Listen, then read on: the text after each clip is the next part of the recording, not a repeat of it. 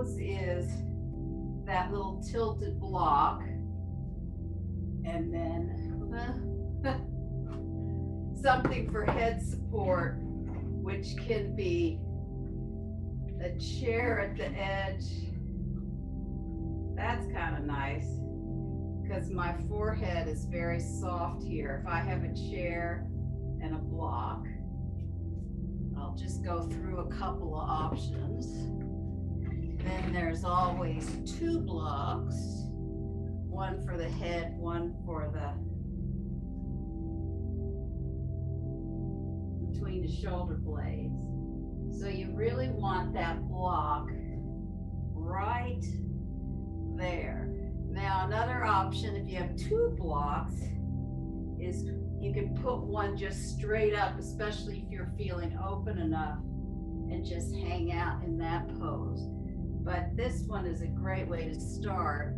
And if you had a little block, you know, if a softer block, I've got the cork blocks, but you can always try that. But there is something about these cork blocks that feel so good right there. But with the chair, what happens is I have a little height for my neck, and then I can just, so the chair just has the edge of my head, and my forehead can just soften down, and it's almost, you know, like a pretty relaxed pose, but you're still getting this chest lift. So whatever option you have, you want to start here for a few breaths, and then you can have different things with your arms. So if I'm using the chair, I can bring my arms through the chair like this to get a stretch. If I'm using the block, I can always bend my hands to the block. But boy, this feels good. I have not played with this enough, but this feels great. Oh, I could stay there forever. Anyway, so we're just trying to get a little chest opener, especially towards the end of a day. Chest openers are really, really nice.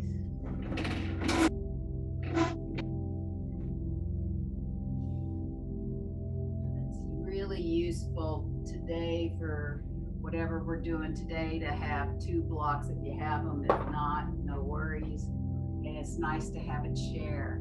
And a chair can be any kind of chair. I just happen to have a yoga chair. So you can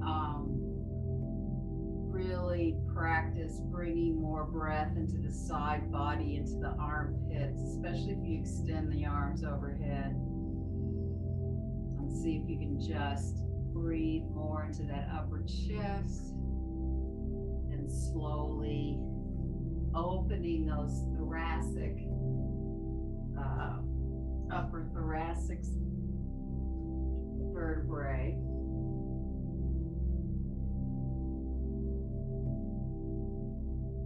And then to come out of the pose, it's easier to like hold the head with your hands and put the block in the chair or whatever aside, and then slowly roll back to the floor with the knees bent. And you can also check in and just notice if you've got a little bit more space through that thoracic. And just because we're laying here, we're just gonna inhale the arms overhead with the inhale. See if you can get more stretch, palms facing up. Exhale, bringing them down. And you'll feel a little bit of action in the spine. But actually, we'll go ahead and actually bring a little bit of bridge pose. So when you inhale, the arms overhead, press the heels up. Feel a little bit of rolling up the spine. When you exhale, roll down the spine, bring the hands down. And inhale, slowly roll up the spine. With the the arms overhead, and then exhale, slowly roll down the spine. And what you can do is you can feel into where you need a little bit more help. As you breathe, you might want to press a certain part of your back into the mat more. And then exhale. And there may be a spot that's less mobile too. So you can practice this at any time. Just getting a bit of the spine moving, connecting into those heel bones and the arms. And then once you bring the hands down, you can either bring them under your head or just out by your side. And then inhale the knees to the chest, extend through the heels, exhale, bending them down. And keep supporting this with your breath. And you can always bring the arms overhead if you want more challenge. If you need less challenge, you can bring the hands down next to your hips. And if you really need help, you can put the hands under the hips and do it that way. So there's a few different ways to engage with this pose.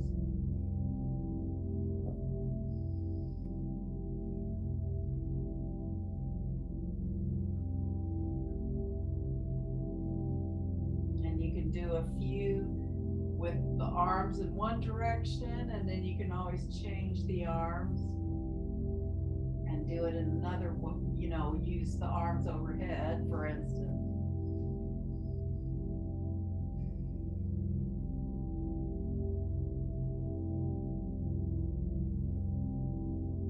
And then do two more.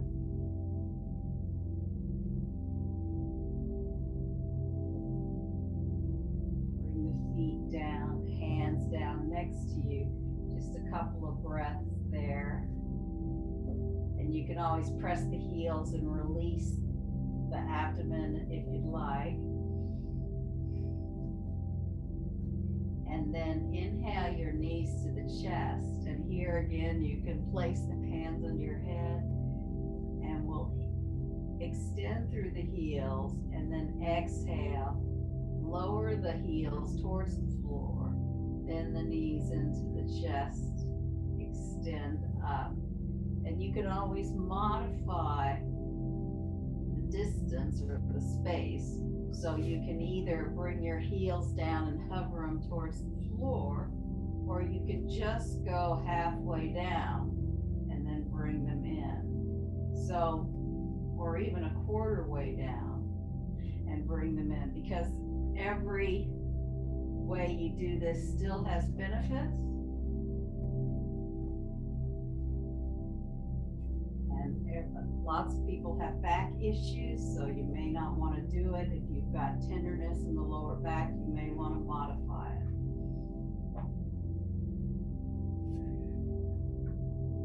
Now in the next one, we're going to reverse the pose. So press the heels. Inhale, come up. Bend the knees down towards the chest. Then you straighten the heels, hovering over the floor. Then inhale up.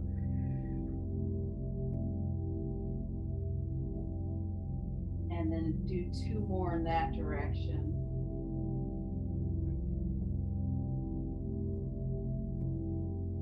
Bending the knees, place them on the floor. You can press the heels in and really soften through the abdominals. And then turn around and come on your abdomen. And we will do a little sequence here of a couple of poses. And we'll start with bring the elbows together and start to walk them forward. You're still engaging the legs, And then bring the head onto the forearms. So you're pressing the armpits to the floor.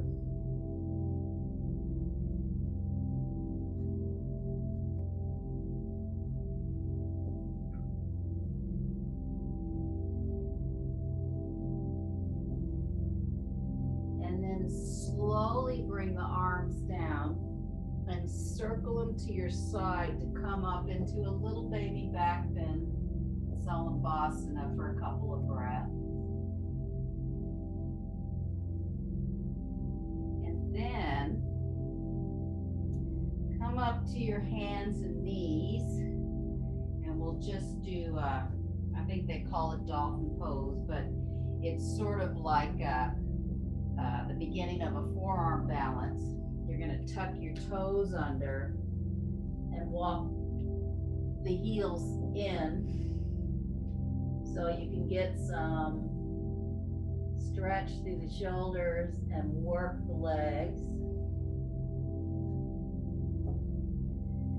And then bring the knees down and lengthen the body back on the mat and go back to the first pose where you walk those elbows out. Press. You can engage the legs so that you've got support in the lower body. Walk the elbows forward, bring the head down to open the armpits to the floor.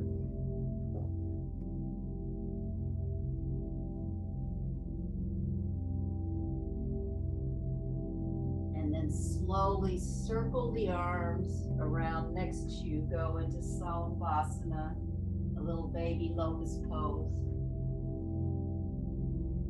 And then bring the hands down, forearms on the mat. This is also sometimes where it's helpful to have a block, because you can put the palms on the blocks or you can put the hands on the blocks. It just sort of helps mark it. Usually we play with this at the wall, but since I don't have the wall right next to me, extend through those legs and you're just walking them up. You can actually shake the head out here just to lengthen the neck.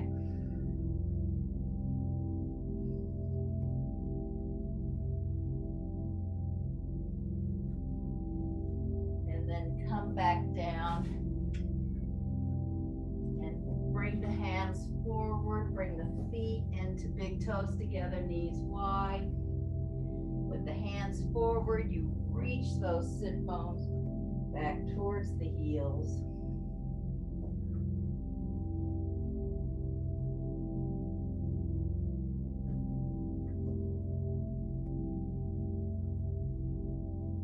And then inhale, come up to all fours and tuck the toes under and go into a downward facing dog.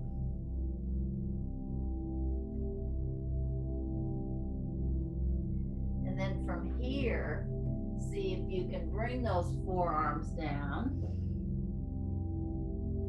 again into dolphin or half downward dog or something. And then bring the knees down again. Walk the hands forward and go into big toes together, knees wide. A couple of breaths here.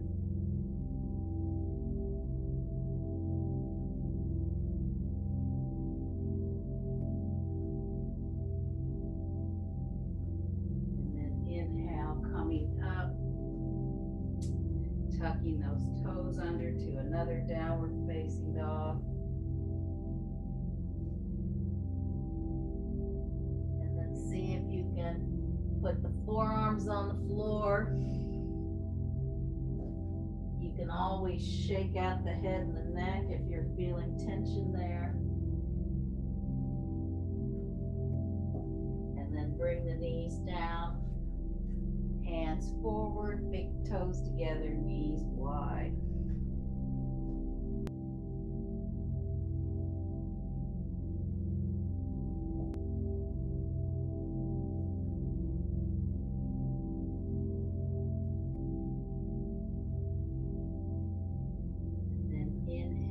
come up to all fours. Tuck the toes under to another downward facing dog.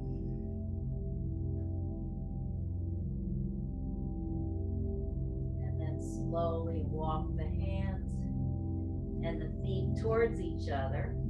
If you're okay in the hamstrings, you can put the fingertips on the floor and shake out the head and the neck again.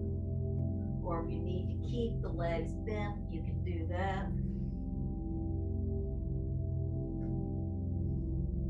And then a couple of ways to come up. You can bend the knees and roll up the spine, or if you want more challenge, you can hold the elbows and come up to standing.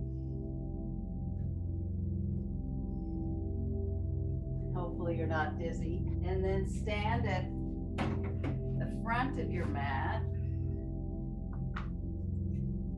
in Tadasana.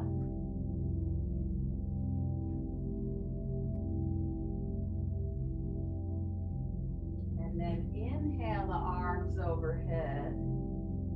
And then come into Utkatasana, powerful pose. And then take the right foot long behind you. So you're still in the diagonal with the torso here. Really press through that back leg and then use those abdominals to lift the chest up into warrior one, warrior lunge pose.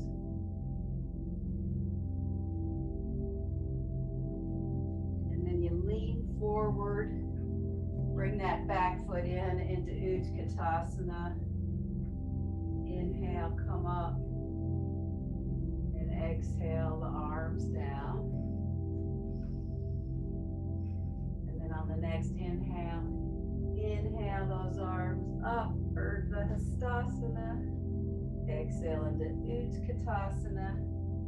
Now keeping the right foot where it is, extend the left leg long behind you, bending in the front leg.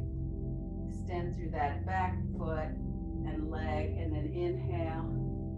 Raise the body up from the head to the tail, from the tail to the head actually.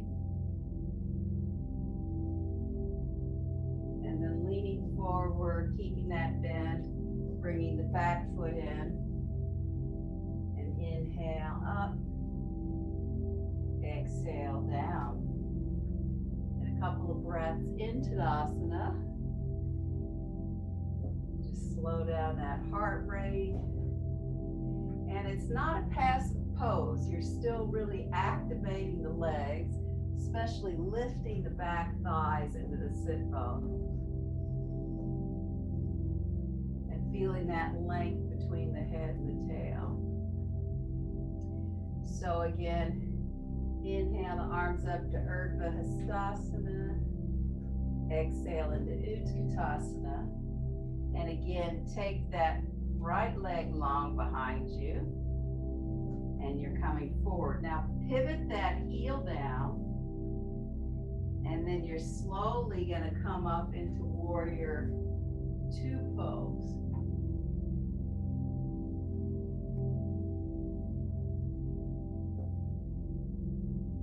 And look over that back hand.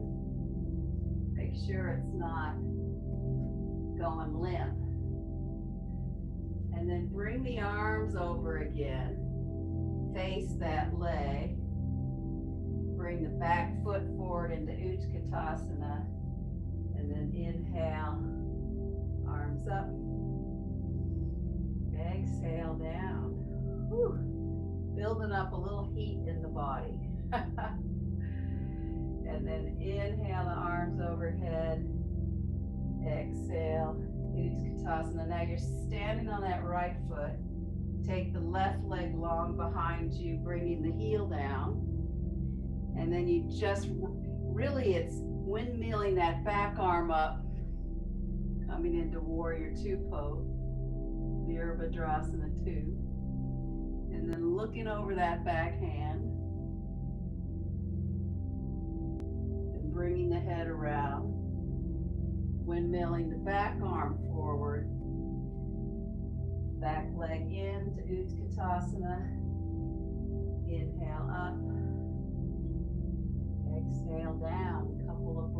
here. Feeling that stability between the two legs. And then again, inhale the arms up. Exhale into Utkatasana. Take the right foot along behind you. Put the heel down. This time, you're gonna put the forearm here, and then you've got the top arm is already in its spot.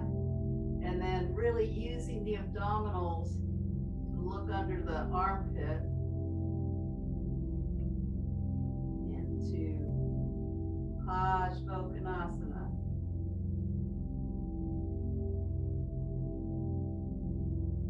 And then you can pivot around again and bring the back foot in into Utkatasana, and then inhale the arms up. Exhale down. Inhale the arms up. Exhale Utkatasana. Then you take the left leg long behind you and place the right forearm on the thigh. The top arm's already there. So doing these standing poses, going in and out of them in different ways, gives you new information about your body and what you need, or where you're more stable, where you're more mobile. And then turn the body around, bring the back foot in into Utkatasana. Inhale the arms up. Exhale down. Whew. Yeah, I can feel this is bringing my heart rate up. It's also really working my thighs. Which is great. And then inhale the arms overhead. Exhale into Utkatasana. And this time, as you take that right foot along behind you, you're going to straighten both legs, and then you're going to open the arms and come into Utthita Trikonasana, extended triangle pose. And you should feel the power in your legs here.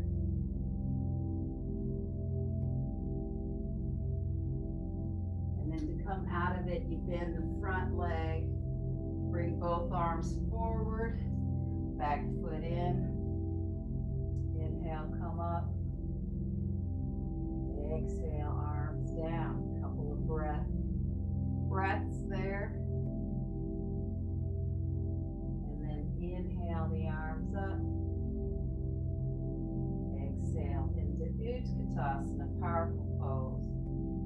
And then taking the left foot behind you, straightening both legs, and then just opening those arms, finding that side body. Got a lot of power in your legs here.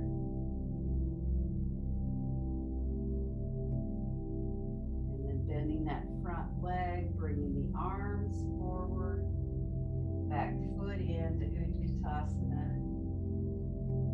Inhale up, exhale down. So I'm going to come into the middle of the mat. You can stay where you are, but just because we've been doing all that leg work, it should be a lot easier to come into tree now. And we'll do tree without lifting the foot. We'll do tree by, I'm shifting to my left foot, but I can do mirror image. You can be on your right foot. And then I bring the other leg up. Find that stability. Yeah, you can see my arm was going just like my leg. And then you can bring the hands into prayer position.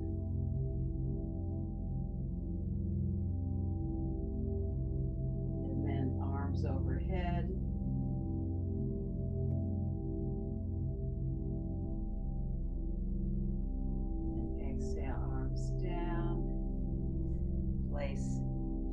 That foot down, and then what you're trying to do is really stabilize into the other foot, and you slide the other foot up wherever it goes. It may only go here in the calf, or it may even be as low as the ankle.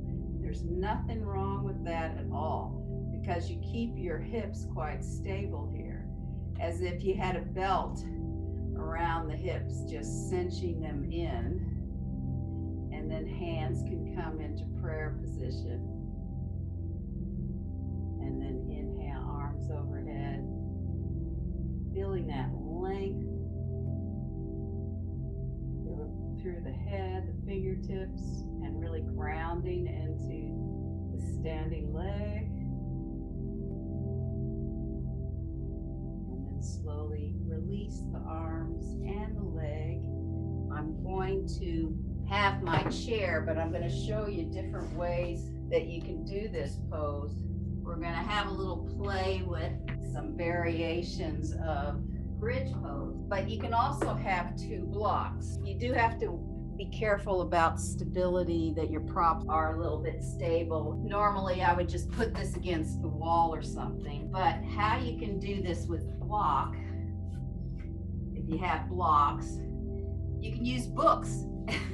You just want something stable and the same length, is that you can come up onto the blocks and really get more lift in the hips. So that's one option. And then the other option is the chair.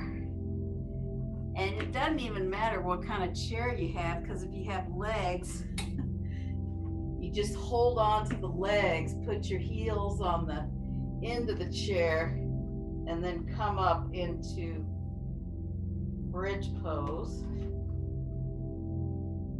Now you want to check when you go up that your feet aren't turning out wide, that the heels are on the edge and you're really pressing into the full foot. And then slowly roll down the spine. And what's nice about a chair is your rests can have the feet, the legs just lying in the chair like this. Really nice. I suppose with the blocks, when you came down, you could just have your feet hanging over the blocks with the knees bent. So that would be the option there. And then we're going to add some variations to this, but you can always stay with the basics. So holding onto a chair, bringing the heels to the edge. You want to look at your feet just to make sure that they're parallel to each other. And then you press up on the heels and into the feet and really lift those hips as high as you can. Holding on to the chair.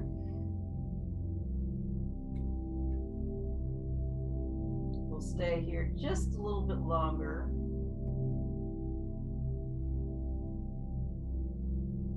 If you need to come down, though, you can come down. The goal is to keep pushing the hips up. And then you're going to slowly roll down. What's nice about doing this pose with the chair is you really bring your chest to your chin. So we're going into that throat compression, that chin lock that is part of shoulder stand series. So this is a good way to actually practice it, or even working on the wall. So now we'll go into it and do a variation. So you bring the heels back and then press up onto those heels, into those feet, and then stay on one foot and then extend the other leg up. So you really have to push into that foot. And then slowly bend that knee, place that foot back on the chair. Then press into that foot, extend the other foot up.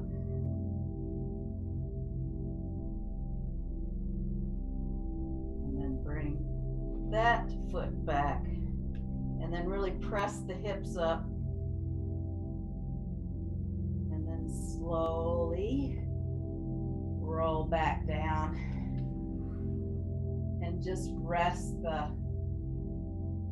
legs on the chair, or if you're using books or blocks, you can just rest the feet on there, or even you can bring the feet together, knees wide. That's also another way to rest after that. A little bit of opening the hips. And then we'll do that last variation one more time. So hold on to the legs, bring the heels out, and then press the heels in, the feet in, coming all the way up. And then try to do the other side if you can, starting with the different legs. So press into one leg, foot, lift up the leg,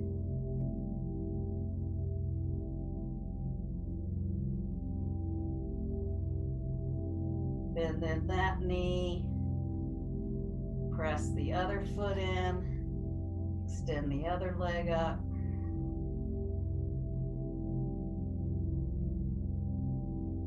and press both feet in and really get that pelvis lifted as high as you can.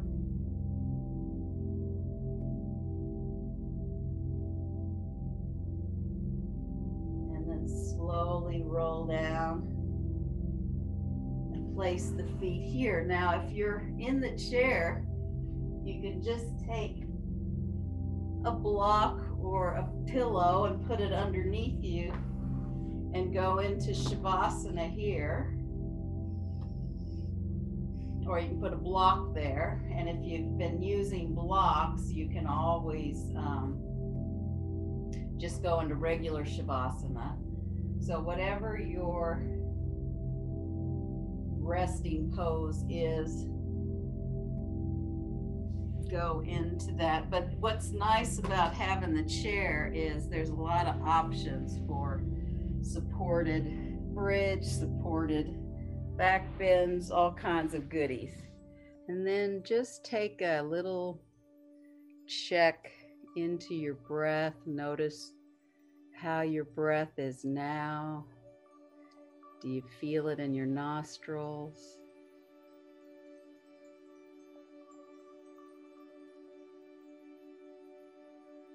Is it becoming quiet? Because your heart rate may still be slightly elevated. But in Shavasana, we are slowly bringing the heart rate down.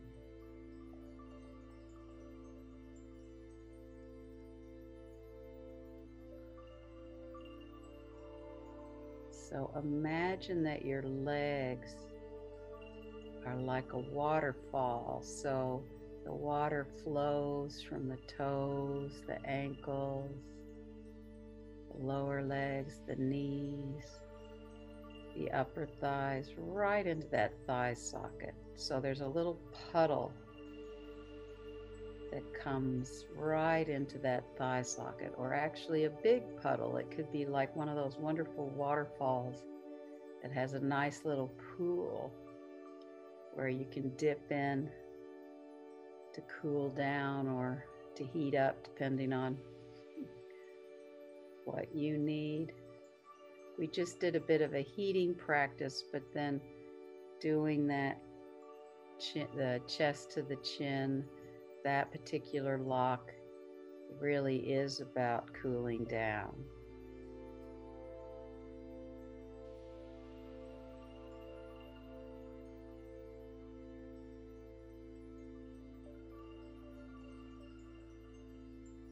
And then imagine your pelvis like a bowl, so the outer rim is softening, the outer edges soften, and the contents of that bowl are softening.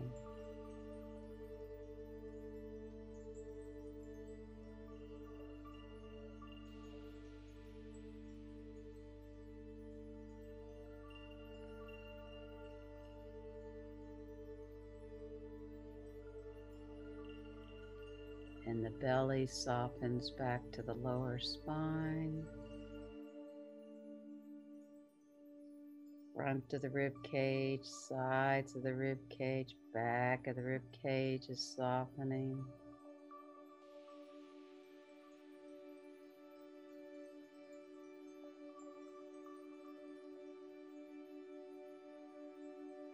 Upper chest is softening. Sternum softens. Collarbones are softening. Your shoulder blades are softening. And you can also imagine that from your fingertips to your armpits and shoulders is also like a waterfall. So the water is moving from the fingers, hands, wrists, forearms, elbows, upper arms, into those armpits, into that shoulder area. So again, the waterfall creates a bit of a pool in that area.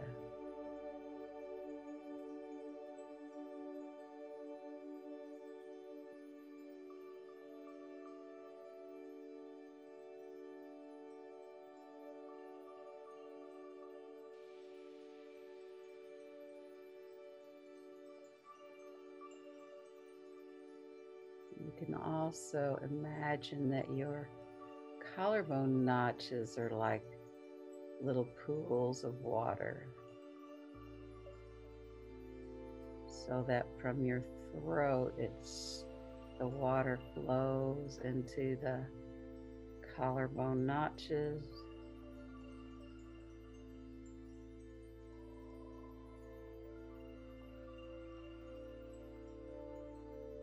And then the water from the face pools down to the ears and the back of the head.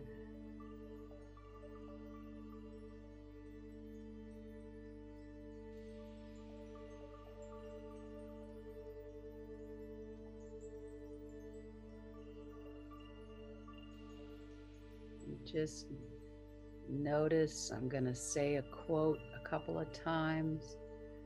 Like a river, return to the source.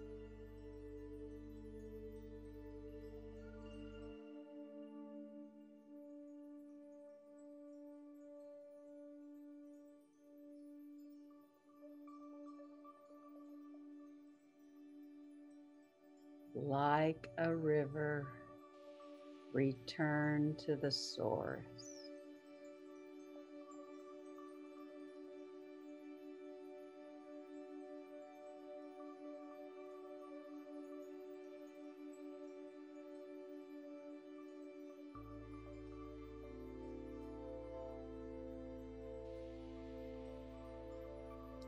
Like a river, return to the source.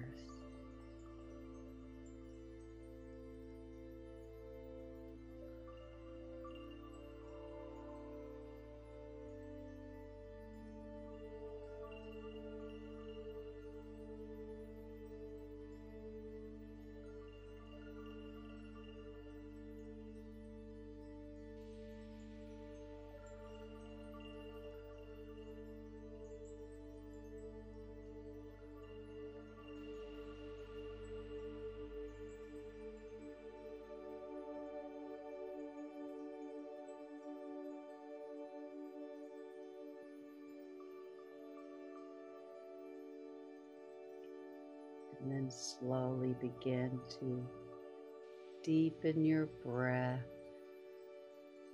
finding a little bit of movement in the fingers and toes. You can find whatever kind of stretch you need in your body and take your time to really use the breath to inhale and exhale and roll to the side with bringing your head up last so that you're not causing a disturbance after that nice Shavasana.